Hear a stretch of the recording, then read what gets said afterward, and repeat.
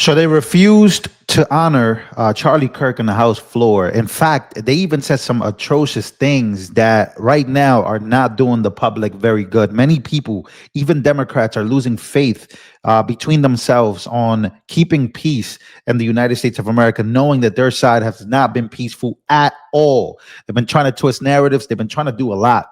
But now President Trump is stepping in, and I got to show you exactly what AOC said that is disgusting. While she also plans to run for president, she is losing in many, many points.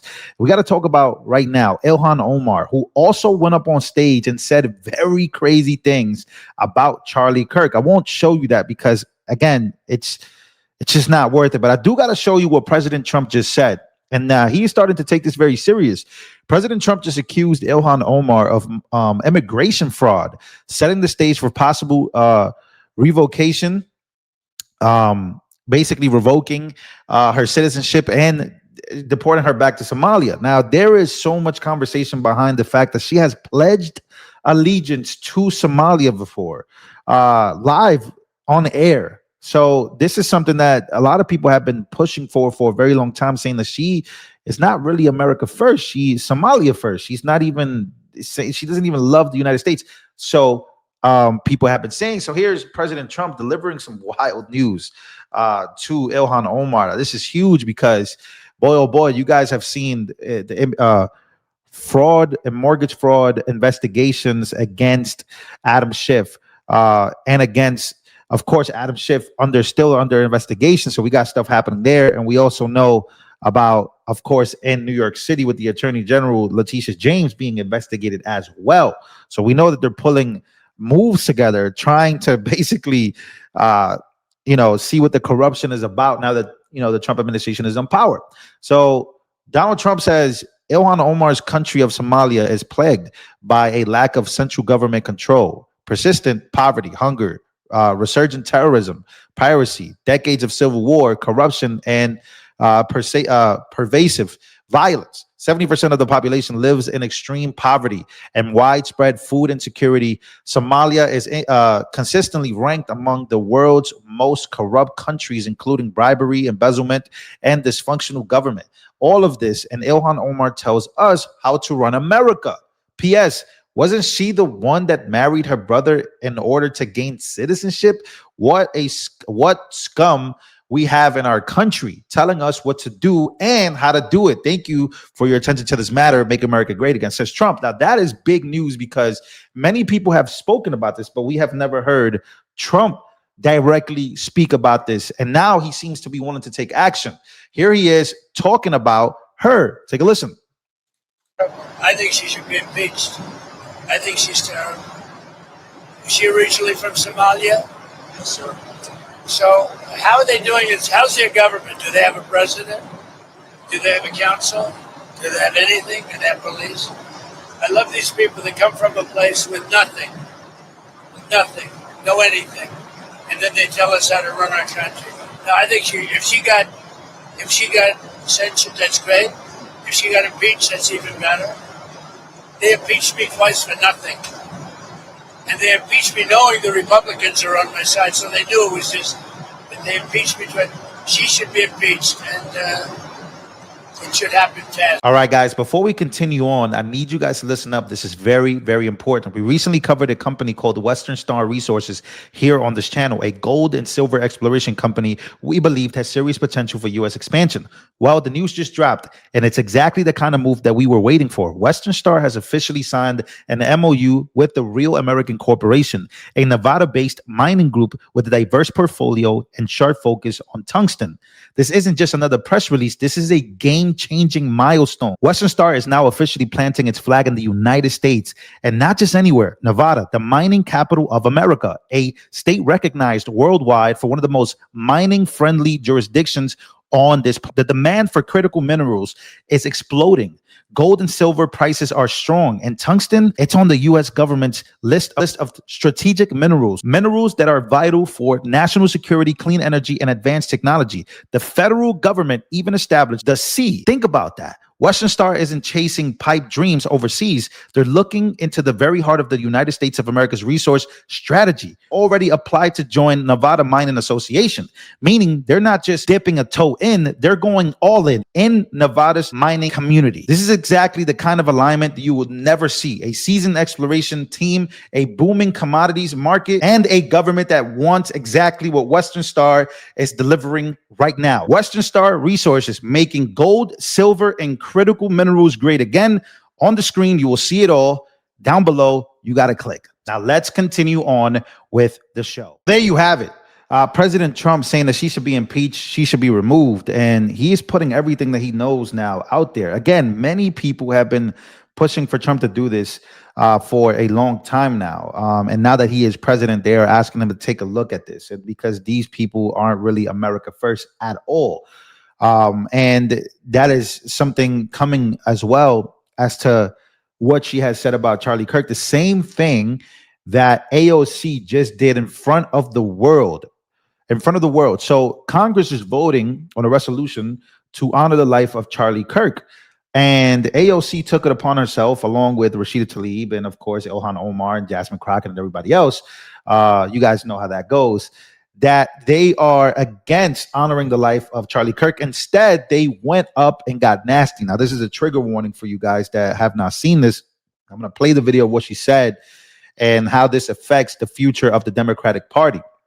Because I think it's very important to know that AOC, along with Gavin Newsom, have been rumored to be the top two candidates to run for president. Now, Axios is reporting that AOC is getting ready to launch a campaign to run for president, to maybe run against J.D. Vance or whoever the Republicans throw out there, which most likely will probably be J.D. Vance. But take a listen to how nasty she gets. She says that Charlie Kirk caused great pain to millions of Americans. Take a listen.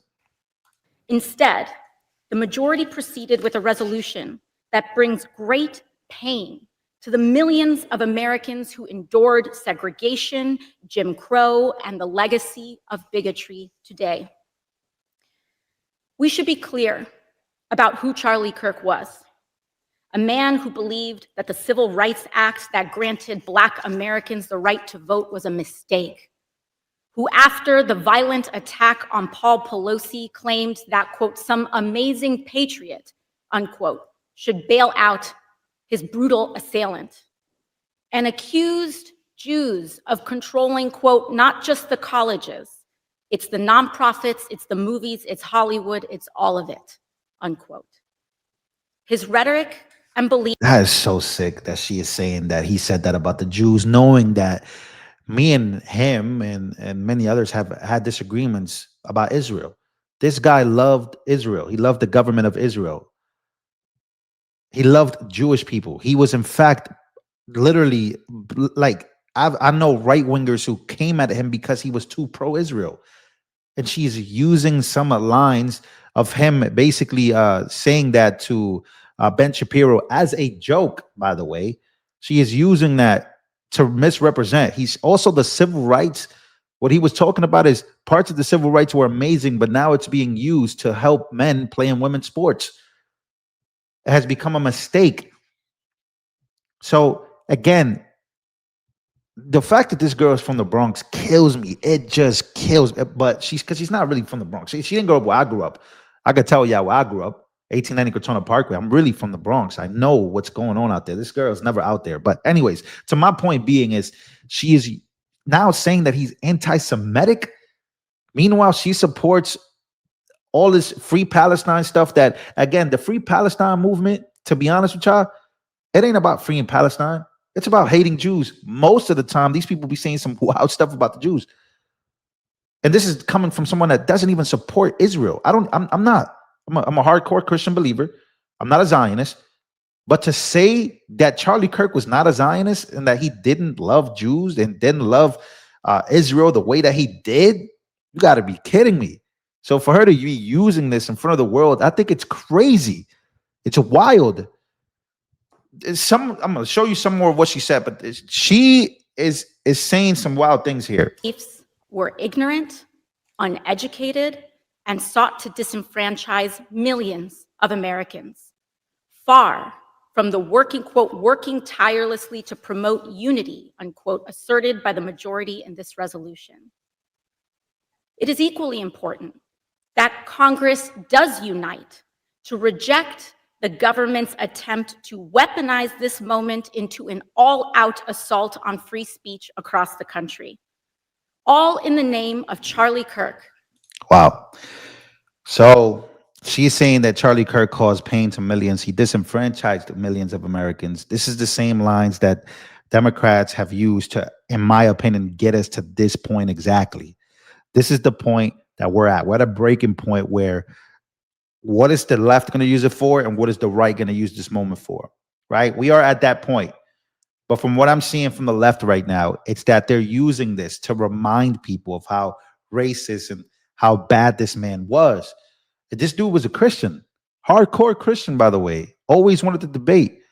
There was things that I just didn't agree with when it came to a lot of other things, a lot of other issues that we could talk about another time because it really don't matter right now. What matters is how they're portraying him and how they're portraying this moment to be. You got to choose in this country who you are. You got to let people know who you are. You're a Christian. I'm a conservative.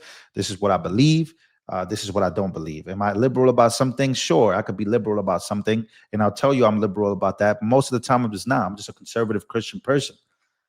Now, there are people who go radical and take that to the most radical. But man, to say that Charlie Kirk was that radical, knowing the radicals myself, I've seen them, I know them, the super radical right-wingers, you're throwing Charlie Kirk, you're saying that Charlie Kirk is that? I think that's crazy. I think you are misinformed.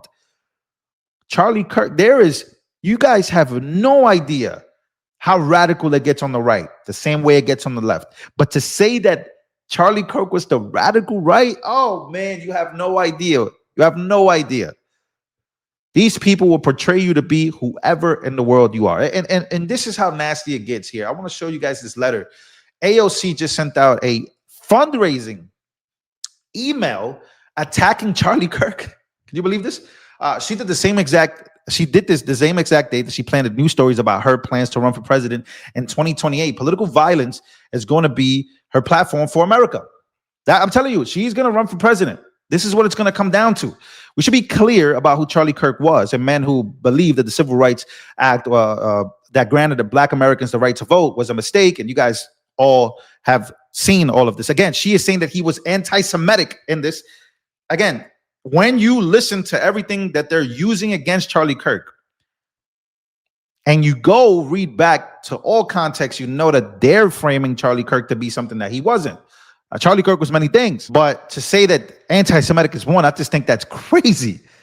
That got to be the worst accusation I've heard so far, because this dude could not be more pro-Israel that listen, it is what it is. Okay, so again, she put out fundraising.